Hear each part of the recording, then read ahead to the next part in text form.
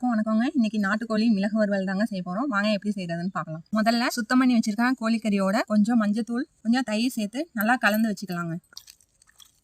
Masala ready பண்ணிக்கலாங்க. ஒரு கடாயில் கொஞ்சம் மிளகு, கொஞ்சம் சோம்பு, கொஞ்சம் ஜீரகம் சேர்த்து வறுத்து ஆறுனதும் கொஞ்சம் முந்திரி சேர்த்து இந்த அளவுக்கு பொடியாக அடித்து எடுத்துக்கலாங்க. இது இருக்கட்டும். இன்னும் சூடானதும் இது கூட பட்டை, கிராம்பு, ஏலக்காய், கல்பாசி சேர்த்துக்கலாங்க.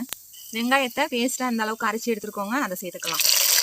வெங்காயம் இந்த அளவுக்கு வதங்கி வந்ததும் நம்ம அரைச்சி வச்சிருக்க இஞ்சி பூண்டு பேஸ்ட் சேர்த்துக்கலாம். இஞ்சி பூண்டு பச்சை வாசனை போகிற வரைக்கும் வதக்கிக்கலாங்க.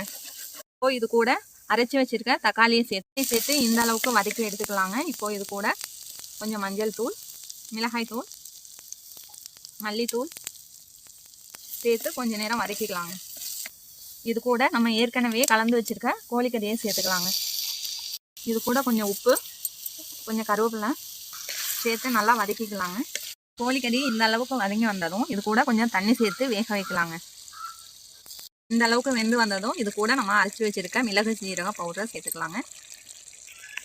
இது ஒரு 10 நிமிஷம் போல் மூடி வச்சு வேக வைக்கலாங்க.